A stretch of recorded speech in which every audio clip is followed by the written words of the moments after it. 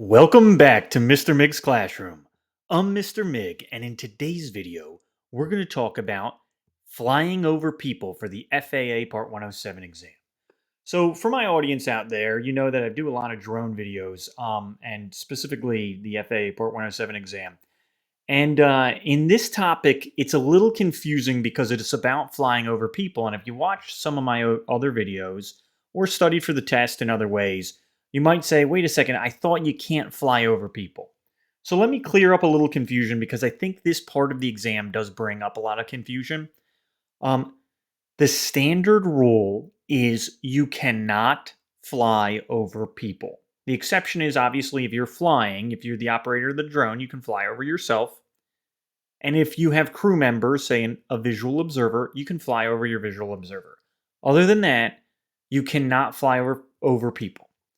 However, the FAA knows that the drone industry is expanding, right? And there's now drone delivery. Amazon is working on drone delivery as well as other companies like Zipline, and there's many others. Um, and so they've made new rules that allow operation over people. And basically, what there are is there's four drone categories that if your drone falls into one of these four categories, you can operate over people.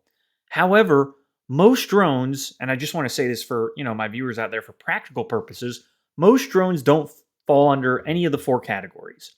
If you're a recreational user, you're pretty much going to have a drone that does not fall under any of the four categories. Even if you're a Part 107 pilot, your drone probably does not fall under any of the four categories. However, the exam's going to test on these four categories.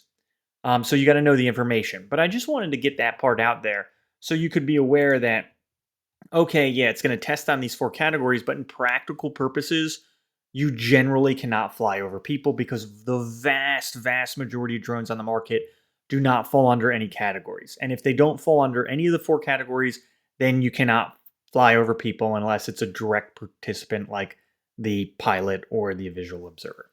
So let's go over these categories one by one. Starting with category one, what drones fall under category one?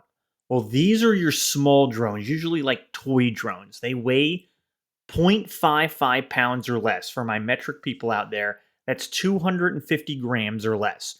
Typically, if you're taking the Part 107 exam in the United States, they're going to go with the imperial system, so 0.55 pounds. That's normally how I see it. In other countries, a lot of other countries mimic the US's exam. They might use the grams there. So just know 0.55 pounds is 250 grams. One of the things they'll try to do to you to trick you on the test is they'll ask you, or they'll say, there's a drone that's exactly 0.55 pounds. This is to throw you off so you don't remember, oh, is this category one or is this category two? It's 0.55 pounds or less for category one. If you're over 0.55 pounds, that's when you get into category two. So know that 0.55 pounds or less, or if you're using metric, 250 grams or less.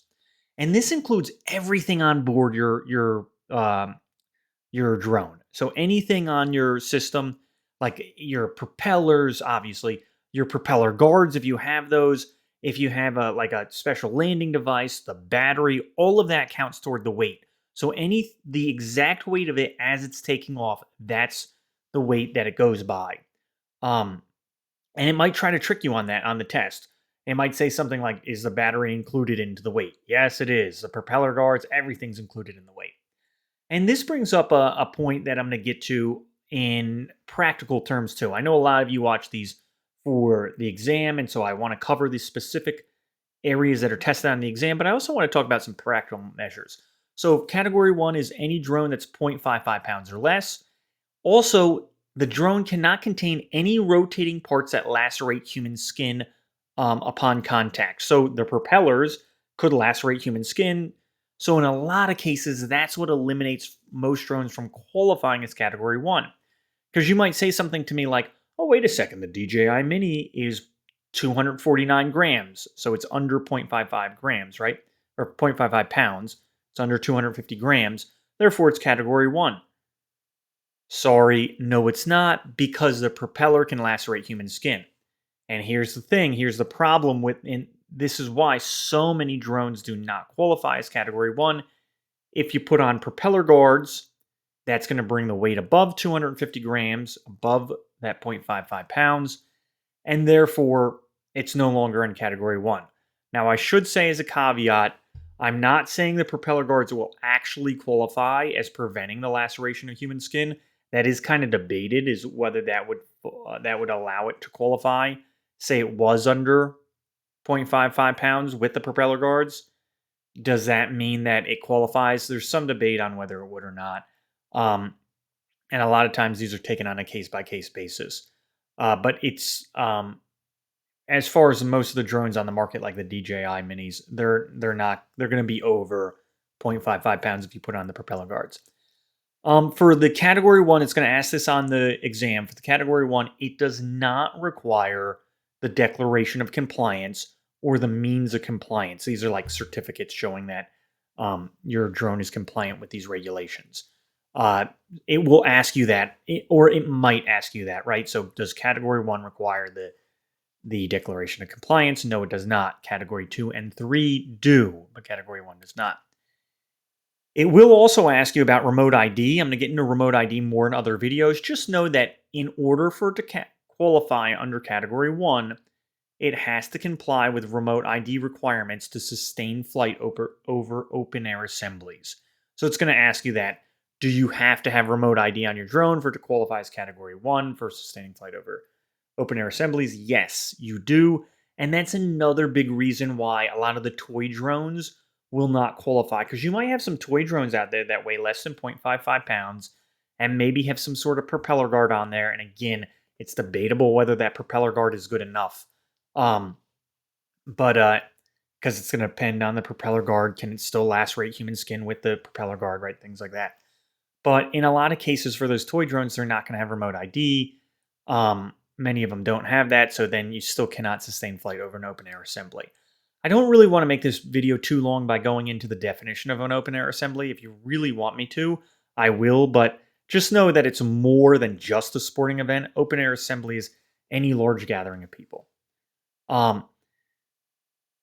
Okay, let's go into category 2 now. So category 2 is going to be any drones that weigh more than 0.55 pounds. Again, remember that means it has to be over 0.55 pounds. If it's exactly 0.55, it's category 1, and they will try to trick you with this, but less than 55 pounds. Because remember, if it's over 55 pounds, then that's when you're outside of the scope of the Part 107 license. So 0.55 to 55 is going to be your category 2. So these are drones, bigger drones. Here's where this one gets a little complicated, and I hate doing this. I hate doing this to my students. When I was a teacher, I would always just say, "Hey, just remember this," but you don't really have to understand it a lot. But for this one, for the exam, just remember that the second or that first bullet there. Just remember that 11 pounds of kinetic energy. I don't think it's going to show up on your exam. It's rare when it does. You might be the person who gets it, but just remember, if you don't understand what that means, it's okay. So the drone cannot cause injury to a human being that is equivalent to or greater than the severity of an injury caused by a transfer of 11 foot-pounds of kinetic energy upon impact from a rigid object.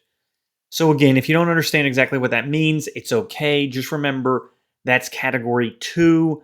It cannot be more than 11 foot-pounds of kinetic energy. Category 3 is going to be over that, as we'll see. So over 0.55 pounds, less than 11 foot-pounds of kinetic energy. Also, it still cannot contain any exposed rotating parts that would lacerate human skin upon impact with a human being. If we want to go into in a different video again what qualifies as that rotating parts, we can do that. But for this video, I wanted to focus on the test, so I'm not going to get too much into the ins and outs of that. But put in the comments below if you do want me to deep dive into what qualifies as the exposed rotating parts. Also, if you're enjoying this video, please give it a thumbs up and subscribe to my channel. I also appreciate any of the super thanks or super likes that I'll show a little bit later. For category 2, also cannot contain any safety defects, and here it does have to have that those DOCs and the MOC. Okay, for category two. I'm not going to get too much into the declaration of compliance. That's what the DOC is. Just know that it has to display a label on the UAS or on your drone indicating it's eligible to conduct Category Two. Um, and Yeah, so know those things. Again, these are not the big things I see tested. The big things I see tested are the weight, maybe the 11 foot-pounds of kinetic energy. I'll just go through these again briefly. This is still category two. Maintain a product support and notification process. So if you have a category two drone and you plan on flying it over people, you have to have this product support notification process. Um, the applicant for declaration of compliance must maintain. So this is the manufacturer of the drone.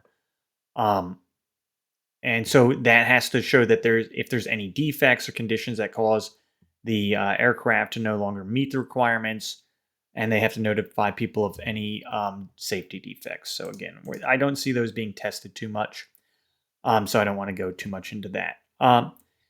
If you're asking, well, hey, what qualifies as category two? There are some drones on the market here that do qualify. Basically, what they are is modified drones. So you'll see the DJI Mavic 3 pictured here, but you'll notice that like yellowish thing on the top of it. It's like a parachute for it.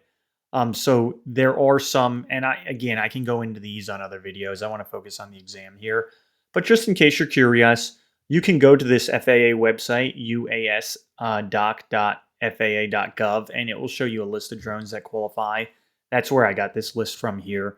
So there are some that qualify under Category 2, so you could fly over people under that Category 2 status if it meets all the Category 2 requirements. And so those are those drones listed on the FAA website. All right, let's get into Category 3. The same exact weight as Category 2. Weighs more than 0.55 pounds, but less than 55 pounds.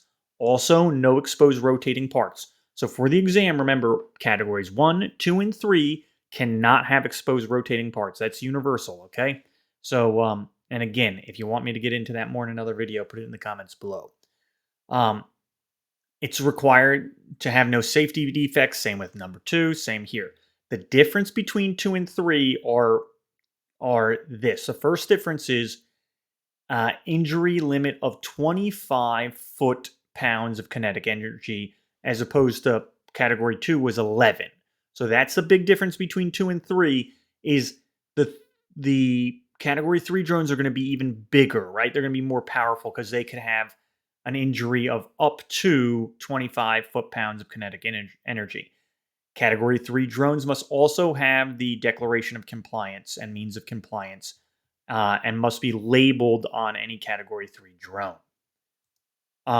In addition to the 25 foot-pounds of kinetic energy, the other difference with Category 3 is its restrictions.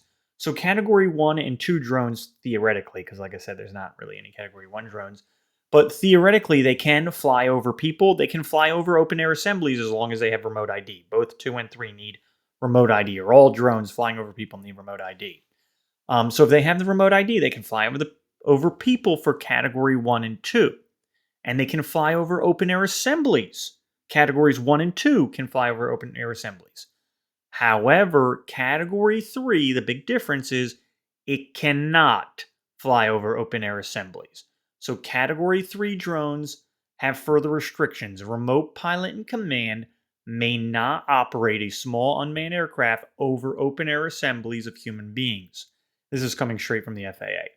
Additionally, a remote pilot and command may only operate a small unmanned aircraft over people if the operation is within or over a closed or restricted access site and all people on site are on notice that a small UAS may fly over them. So that first bullet point there is the main one. So basically, if you have a Category 3 drone, you can only fly it over people is if you have this closed off or restricted area. What I think here is maybe a movie set. So maybe you got a closed off area. Nobody else can enter except people who are allowed to be there and or on notice that you're going to be flying a drone, a Category 3 drone over their head. So whereas again, opposed to the categories 1 and 2, you could fly those over an open air assembly even with people who are not on notice of the drones flying, right? If it's qualified as category 1 and 2 and has the remote ID.